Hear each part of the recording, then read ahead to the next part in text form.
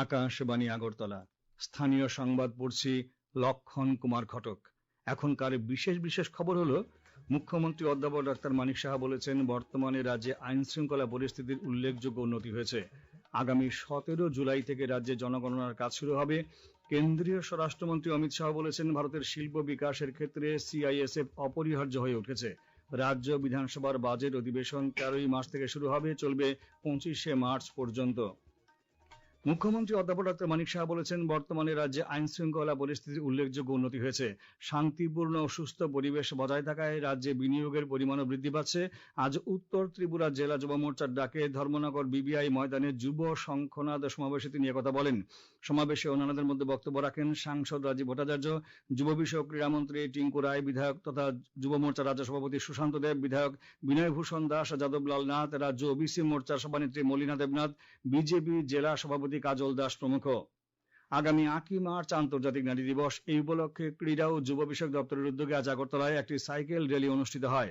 র্যালিটি উজ্জয়ন্ত প্রসাদ থেকে শুরু হয়ে শহরের বিভিন্ন পথ পরিক্রমা করে উপস্থিত ছিলেন রাজ্য মহিলা কমিশনের চেয়ারপারসন ঝর্ণা দেববর্মা, আগরতলা পুর নিগমের ডেপুটি মেয়র মনিকা দাস দত্ত প্রমুখ। আগামী 17 জুলাই থেকে রাজ্যে জনগণনার কাজ শুরু হবে। আজ সচিবালয়ে স্টেট লেভেল সেন্সাস কোঅর্ডিনেশন কমিটির এক বৈঠকে পরিকল্পনা ও পরিসংখ্যান দপ্তরের সচিব তথা স্টেট সেন্সাসের নোডাল অফিসার LT ডার্লং বলেন, রাজ্যে 2টি পর্যায়ে জনগণনা করা হবে। প্রথম ধাপে হবে আবাসন গণনা ও বাড়ির তালিকা প্রণয়ন, দ্বিতীয় ধাপে হবে জনসংখ্যা গণনা। আগামী 17 জুলাই থেকে 31 জুলাই পর্যন্ত হবে সেলফ এনুমারেশন এবং এই বছরেরই 1 আগস্ট থেকে 30 আগস্ট পর্যন্ত প্রথম পর্যায়ে হবে আবাসন গণনা ও বাড়ির তালিকা প্রণয়নের কাজ। দ্বিতীয় ধাপে 2027 সালের 9 ফেব্রুয়ারি থেকে 28 ফেব্রুয়ারি পর্যন্ত হবে জনসংখ্যা গণনার কাজ। শ্রমমন্ত্রী টিঙ্কু রায় আজ কৈলাসহরে কৃষি বিজ্ঞান কেন্দ্রের অফিস প্রাঙ্গণে কৃষি দপ্তর ও KVK এর যৌথ উদ্যোগে কৃষকদের মধ্যে কৃষি সহায়ক যন্ত্রপাতি এবং বীজ বিতরণ অনুষ্ঠানের উদ্বোধন করেন। তিনি কোনো জমিকেই পতিত না রেখে চাষের আওতায় নিয়ে আসার জন্য কৃষকদের প্রতি আহ্বান জানান।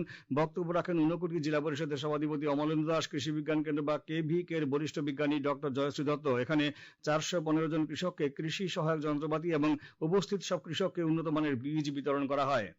জনজাতি কল্যাণ মন্ত্রী বিকাশ দেববর্মা বলেছেন, বিভিন্ন পেশার সঙ্গে যুক্ত মানুষের জন্য PM বিশ্বকর্মা প্রকল্পের আওতায় প্রশিক্ষণ, ঋণ সহায়তা, আধুনিক যন্ত্রপাতি এবং বাজার ব্যবস্থার সঙ্গে সংযোগের সুযোগ তৈরি করা হয়েছে। এই উদ্যোগের মাধ্যমে শুধু কারিগরদের দক্ষতা বৃদ্ধি নয়, তাদের উৎপাদিত পণ্যের বাজার সম্প্রসারণ এবং আর্থিক স্বনির্ভরতা নিশ্চিত করার ক্ষেত্রে নতুন দিগন্ত উন্মোচিত হবে। আজ ধলাই জেলার আমবাসার পঞ্চায়েতি রাজ ট্রেনিং সেন্টারে ভারত সরকারের ক্ষুদ্র, ছোট ও মাঝারি শিল্প মন্ত্রকের উদ্যোগে এবং আগরতলার MSME ডেভেলপমেন্ট অ্যান্ড ফেসিলিটেশন দপ্তরের ব্যবস্থাপনায় একদিনের সচেতনতা শিবিরের উদ্বোধন করে তিনি একথা বলেন। শিবিরে অংশগ্রহণকারী কারিগরদের প্রকল্পের সুবিধা, আবেদন পদ্ধতি এবং প্রশিক্ষণ সংক্রান্ত বিভিন্ন বিষয় বিস্তারিতভাবে তুলে ধরা হয়। মহারাষ্ট্রের রাজ্যপাল হিসেবে নিযুক্ত হওয়ায় জিষ্ণু দেববর্মাকে আন্তরিক অভিনন্দন জানিয়েছেন মুখ্যমন্ত্রী অধ্যাপক ডাক্তার মানিক সাহা। শুভেচ্ছা বার্তায় মুখ্যমন্ত্রী বলেন, জিষ্ণু দেববর্মার অভিজ্ঞতা এবং জনসেবার প্রতি নিষ্ঠা অবশ্যই মহারাষ্ট্রকে অগ্রগতি ও সমৃদ্ধির দিকে পরিচালিত করবে। সাংসদ বিপ্লব কুমার দেবও মহারাষ্ট্রের রাজ্যপাল জিষ্ণু দেববর্মাকে অভিনন্দন জানিয়েছেন। বনমন্ত্রী অনিমেষ দেববর্মা রাজ্যের অর্থনীতিকে এগিয়ে নিয়ে যাওয়ার লক্ষ্যে বাঁশ ভিত্তিক শিল্প গড়ে তোলার উপর গুরুত্ব আরোপ করেছেন। আজ আগরতলার প্রজ্ঞা ভবনে বন দপ্তর ও ত্রিপুরা ব্যাম্বু মিশনের সহায়তায় বাঁশ শিল্প পরামর্শমূলক কর্মশালার উদ্বোধন করে তিনি বলেন, ত্রিপুরার বাঁশ পর্যটন শিল্পের ক্ষেত্রে এক বিশেষ ভূমিকা পালন করছে। তিনি বলেন, বাঁশের তৈরি রিসোর্ট পর্যটকদের কাছে আকর্ষণ বাড়াচ্ছে, তাই বাঁশ চাষের উপর জোর দেওয়া হয়েছে। তিনি আধুনিক প্রযুক্তিকে কাজে লাগিয়ে রাজ্যে আরো বেশি করে বাঁশ ভিত্তিক শিল্প গড়ে তোলার ক্ষেত্রে শিল্পোদ্যোগীদের কাছে আহ্বান রাখেন। অনুষ্ঠানে বক্তব্য রাখেন বন দপ্তরের সচিব শ্রী চৈতন্যমূর্তি, ত্রিপুরা ব্যাম্বু মিশনের অধিকর্তা ডক্টর দীপক কুমার, বন দপ্তরের প্রধান সচিব RK সামাল। বিশ্ব যক্ষ্মা দিবস উপলক্ষে গোমতী জেলায় আজ অনুষ্ঠিত হয়েছে জেলা ভিত্তিক একদিনের সচেতনতামূলক কর্মসূচি। একই সঙ্গে গোমতী জেলা ভিত্তিক HPV টিকাকরণের কর্মসূচি শুরু হয়েছে। স্বাস্থ্য দপ্তরের উদ্যোগে কিল্লা ব্লকের গুণপদ মেমোরিয়াল হলে আয়োজিত এই শিবিরে টিবি মুক্ত ভারত ও ক্যান্সার প্রতিরোধে HPV টিকাকরণের বিভিন্ন দিক তুলে ধরা হয়। যক্ষ্মা রোগীদের জন্য নিক্ষয় পোষণ যোজনা শীর্ষক একটি পুতুল নাটকের মাধ্যমেও জনগণকে সচেতন করা হয়। জেলা মুখ্য স্বাস্থ্য আধিকারিক ডক্টর কমল রিয়াং আকাশবাণী গোমতী জেলার প্রতিনিধি শ্যামসুন্দর দত্তকে এক সাক্ষাৎকারে বলেন, এই কর্মসূচির মাধ্যমে সাধারণ মানুষকে টিবি প্রতিরোধ ও HPV টিকাকরণ সম্পর্কে সচেতন করা হয়। আন্তর্জাতিক নারী দিবস উদযাপন উপলক্ষে দক্ষিণ জেলা প্রশাসনের উদ্যোগে আজ বিলোনিয়ার শচীন দেববর্মন অডিটোরিয়ামে বাল্য বিবাহ মুক্ত ভারত বিষয়ে জেলাভিত্তিক কর্মশালা হয়। কর্মশালায় দক্ষিণ জেলা পরিষদের সভাধিপতি দিব্য দত্ত বলেন, 18 বছরের কম বয়সী মেয়েদের বিয়েতে প্রতিরোধে এগিয়ে আসার জন্য গ্রাম প্রধান সহ জনপ্রতিনিধিদের প্রতি আহ্বান জানিয়েছেন। বক্তব্য রাখেন দক্ষিণ জেলার জেলাশাসক মোহাম্মদ সাজ্জাদ পি, ত্রিপুরা শিশু অধিকার সুরক্ষা কমিশনের চেয়ারপারসন জয়ন্তী দেববর্মা প্রমুখ। এ খবর শুনছেন আকাশবাণী।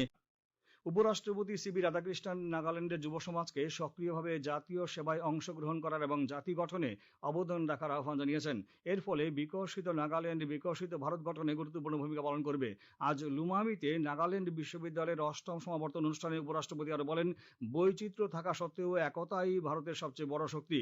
উপরাষ্ট্রপতি প্রধানমন্ত্রী নরেন্দ্র মোদীর নেতৃত্বে গত এক দশকে উত্তর পূর্বাঞ্চলে পরিকাঠামোগত উন্নয়ন এবং শান্তির উদ্যোগগুলি তুলে ধরেন। ফ্রন্টিয়ার নাগাল্যান্ড টেরিটোরিয়াল অথরিটি চুক্তির কথা উল্লেখ করে তিনি বলেন, রাজ্যের সার্বিক উন্নয়নের জন্য শান্তি ও সহযোগিতা অত্যন্ত গুরুত্বপূর্ণ। প্রধানমন্ত্রী নরেন্দ্র মোদী আগামী রবিবার নতুন দিল্লিতে 2টি নতুন মেট্রো করিডর উদ্বোধন করবেন এবং 3টি অতিরিক্ত করিডরের ভিত্তিপ্রস্তর স্থাপন করবেন। দিল্লির মুখ্যমন্ত্রী রেখা গুপ্তা সংবাদ মাধ্যমকে জানান, প্রধানমন্ত্রী পিঙ্ক লাইনের মজলিস পার্ক থেকে মৌজপুর বাবরপুর অংশ এবং দিল্লি মেট্রোর মেজেন্টা লাইনের দীপালি চক থেকে মজলিস পার্ক অংশের উদ্বোধন করবেন। দিল্লির মুখ্যমন্ত্রী জানান, 18,300 কোটি টাকারও বেশি মূল্যের প্রকল্পগুলি গণপরিবহনকে শক্তিশালী করবে এবং শহর জুড়ে যোগাযোগ উন্নত করবে। কেন্দ্রীয় স্বরাষ্ট্রমন্ত্রী অমিত শাহ আজ বলেছেন, ভারতের শিল্প বিকাশের ক্ষেত্রে সেন্ট্রাল ইন্ডাস্ট্রিয়াল সিকিউরিটি ফোর্স অর্থাৎ সিআইএসএফ অপরিহার্য হয়ে উঠেছে। আজ কটকের মুন্ডুলিতে সিআইএসএফ এর 57তম প্রতিষ্ঠা দিবস উদযাপনে তিনি একথা বলেন। এই বাহিনী সারা দেশে মুখ্য শিল্পক্ষেত্রগুলিতে নিরাপত্তা নিশ্চিত করতে গুরুত্বপূর্ণ ভূমিকা পালন করছে। তিনি বলেন, অত্যাবশ্যক সামুদ্রিক ক্ষেত্রে সুরক্ষা আরও জোরদার করতে বন্দর সুরক্ষা শীঘ্রই সিআইএসএফ এর কাছে ন্যস্ত করা হবে। মাওবাদের বিরুদ্ধে লড়াইয়ের কথা উল্লেখ করে স্বরাষ্ট্রমন্ত্রী আত্মবিশ্বাস ব্যক্ত করেছেন যে ভারত চলতি মার্চ মাসের মধ্যে নকশালবাদ থেকে মুক্ত হবে। তিনি বলেন, সিআইএসএফ এই মিশনে গুরুত্বপূর্ণ অবদান রেখেছে। भारत के औद्योगिक विकास की संकल्पना सीआईएसएफ के बगैर हो नहीं सकती। चाहे हवाई अड्डे हो, चाहे बंदरगाह हो, चाहे हमारे वाइटल इंस्टॉलेशंस हो, चाहे बड़ी औद्योगिक इकाइयां हो, सीआईएसएफ हमेशा राष्ट्र की ढाल बनकर मजबूती से खड़ी है। और अभी इसीलिए भारत सरकार के गृह मंत्रालय ने एक निर्णय किया है कि सारी बंदरगाहों की सुरक्षा भी सीआईएसएफ को सौंपकर हम इस मामले में भी सुनिश्चित होना चाहते हैं। বিদেশ প্রতিমন্ত্রী কীর্তি বর্ধন সিং আজ জোর দিয়ে বলেছেন, স্থিতিশীল সামুদ্রিক উন্নয়ন বিশ্বের দক্ষিণ প্রান্তের জন্য অপরিহার্য। নতুন দিল্লিতে রাইসিনা সংলাপ 2026-এর দ্বিতীয় দিনে তিনি জোর দিয়ে বলেন, ভারতের সিদ্ধান্তগুলি জাতীয় স্বার্থে পরিচালিত হয় এবং কোনো একটি নির্দিষ্ট বিশ্বগোষ্ঠীর জন্য নয়। মন্ত্রী শ্রী সিং আরও বলেন, ভারত ধারাবাহিক নৌ চলাচল এবং পারাপারের স্বাধীনতাকে সমর্থন করে ইন্দো প্রশান্ত মহাসাগরীয় অঞ্চলে বর্তমান পরিস্থিতি পরিবর্তনের একতরফা প্রচেষ্টার বিরোধিতা করে। তিনি বলেন, ইউক্রেন হোক বা পশ্চিম এশিয়া, ভারত যোগাযোগ এবং স্থিতিশীলতা বৃদ্ধির জন্য ভারত মধ্যপ্রাচ্য ইউরোপ অর্থনৈতিক করিডোরের মতো উদ্যোগগুলিকে এগিয়ে নিতে ধারাবাহিক আলোচনা এবং কূটনীতির উপর জোর দেয়। তিনি বলেন, ভারত মার্কিন যুক্তরাষ্ট্রের সাথে এক মুক্ত অন্তর্ভুক্তিমূলক এবং সহযোগিতামূলক ইন্দো প্রশান্ত মহাসাগরীয় অঞ্চলের জন্য পরিকল্পনা শেয়ার করেছে। অন্যদিকে ইউরোপের সাথে ভারতের সহযোগিতা গণতান্ত্রিক মূল্যবোধ এবং বাস্তবসম্মত আলোচনার উপর নির্ভর করে। মন্ত্রী উল্লেখ করেছেন, ভারত ব্রিক্সের চেয়ারম্যানের পদ গ্রহণ করার পর স্থিতিশীলতা, উদ্ভাবন, সহযোগিতা এবং স্থায়িত্ব এই 4টি বৃহৎ দৃষ্টিভঙ্গির উপর গুরুত্ব আরোপ করেছে। রাজ্য বিধানসভার বাজেট অধিবেশন আগামী 13ই মার্চ থেকে শুরু হবে, চলবে 25শে মার্চ পর্যন্ত। আজ বিধানসভায় বিজনেস অ্যাডভাইজারি কমিটির বৈঠকের পর সংসদ বিষয়ক মন্ত্রী রতনলাল নাথ এই খবর জানান। তিনি জানান, আগামী 13ই মার্চ রাজ্যপাল ইন্দ্রসেন রেড্ডি নাল্লুর ভাষণ দিয়ে অধিবেশন শুরু হবে। এরপর বিধানসভার অধ্যক্ষ প্রয়াত বিশ্ববন্ধু সেনের স্মৃতির প্রতি শ্রদ্ধা জানানো হবে। সংসদ বিষয়ক মন্ত্রী শ্রীনাথ আরও জানান, 16ই মার্চ অর্থমন্ত্রী প্রণোদ সিংহ রায় 2026-27 অর্থবর্ষের বাজেট এবং 2025-26 অর্থবর্ষের সংশোধিত বাজেট বিধানসভায় পেশ করবেন। তিনি বলেন, বাজেট ভাষণের পরের দিন 3টি গুরুত্বপূর্ণ বিল পেশ করা হবে। এগুলি হল মেডিকেল বিশ্ববিদ্যালয় স্থাপনের জন্য Tripura university of health sciences bill, technical university bill এবং উইমেন্স ইউনিভার্সিটি বিল। অধিবেশনের দ্বিতীয় দিনে রাজ্যপালের ভাষণের পর আলোচনা শুরু হবে, যা 2 দিন ধরে চলবে। 19শে মার্চ বিরোধী দলের নেতা বাজেটের উপর বক্তব্য রাখবেন। তিনি আরও জানান, 20, 23 ও 24শে মার্চ বাজেট নিয়ে বিস্তারিত আলোচনা হবে। আগামীকাল আকাশ আংশিক মেঘাচ্ছন্ন থাকবে। আজ দিনের সর্বোচ্চ তাপমাত্রা ছিল 33.5 ডিগ্রি সেলসিয়াস এবং সর্বনিম্ন 19 ডিগ্রি সেলসিয়াস। আগামীকাল দিনের সর্বোচ্চ তাপমাত্রা 33 ডিগ্রি সেলসিয়াস এবং সর্বনিম্ন 19 ডিগ্রি সেলসিয়াসের কাছাকাছি থাকতে পারে। ত্রিপুরা ক্রিকেট অ্যাসোসিয়েশন পরিচালিত ঘরোয়া সুপার ডিভিশন ক্রিকেট প্রতিযোগিতা আজ থেকে শুরু হয়েছে। উদ্বোধনী দিনে 3টি খেলা হয়। নরসিংগড়ের পিটিএ মাঠে অনুষ্ঠিত খেলায় ব্লাডমন ক্লাব 70 রানে স্ফুলিঙ্গ ক্লাবকে, টিআইটি মাঠে শতদল সংঘ 91 রানে হারবে ক্লাবকে এবং এমবিবি স্টেডিয়ামে জয়নগর ক্রিকেট ক্লাব 9 উইকেটে সংহতি ক্লাবকে পরাজিত করে। শেষ করার আগে বিশেষ খবরগুলো আরেকবার পড়ছি।